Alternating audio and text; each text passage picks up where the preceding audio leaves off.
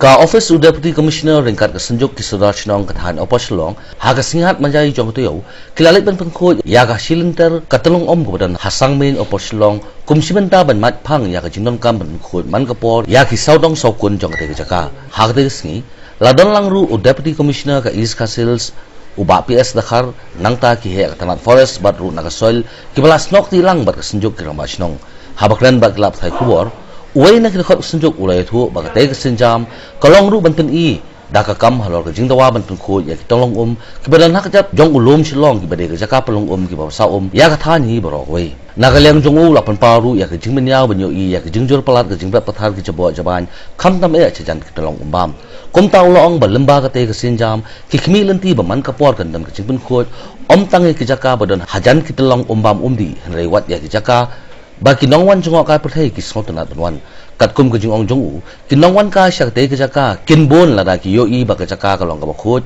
batru ki khlau ki bajrngam ba ki bakhut nagal yang senjok kelapan paru ya ke jingdon kam bandon no da ki nala ki babyang khnang bi jabo jaban ki batut kin poilut syak tulong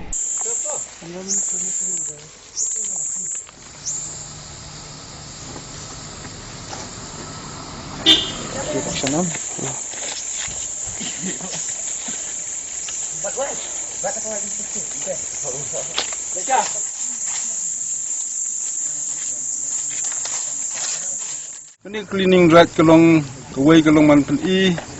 ya kajing snow kit klik kajong I hakabede nam ta kajing khot kajing suba jong ki di ibadan hakani ka kejat jong ulum Shillong bat ngi yo I hang ne bagadan kajing penjaklia bat kajing penjabo jong ki bria ki bawan syagni ki jaka kalong biki wan hani kini ki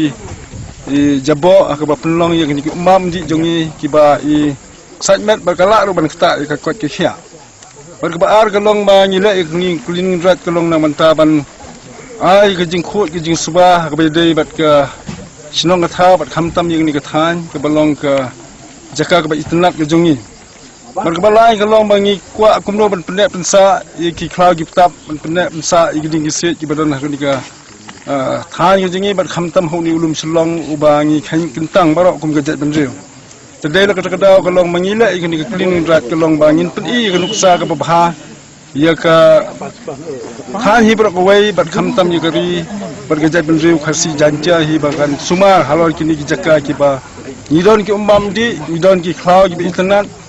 wat ki wai ki jat ben riu ni ki wai pat ki street ki bawan syah kini ki jaka kalong bakan long ka burom na kamta jongi bat kan long ru kajing We are doing this clean drive from the Senjuk Kinong Charge Nong for Shillong, so that not only the people, not only the villagers who are here and who just pass through this way, we would like to know that everybody should, who like to pass from this way, they should know. We'll keep some signboard over here from the DC office, and so that nobody should come up and make littering over this land. We used to pass from this road over here to on road to Shillong Peak, and like what our chairman has said, the only thing is that we are having so many sources over here, so that we, the villagers from the Opor Shillong area, we used to drink from this source only. So we don't want anybody like to do or to make any dirty in this place only, especially in this source which we are having here only in our area. Now, like, this is a catchment area, and the state government wants to acquire this catchment area, saying they can better manage it. What do you think about this? Yeah, it's very good. You see, we are having this source over here, so we would like to appeal to the government or to any department. So, like as of now, we came to know, we have heard from the soil department that they will doing the joint inspection along with the PHE department, so they can do better to preserve this check dam over here. So we would like to, that also we would like to see maybe within a few months they can do that. So we are very cooperated with them from the Senjuk and even from the department. As of now, we are doing the best. This is the second time that we have already appealed to the people. Okay, so as of now, this is the first step that we are doing.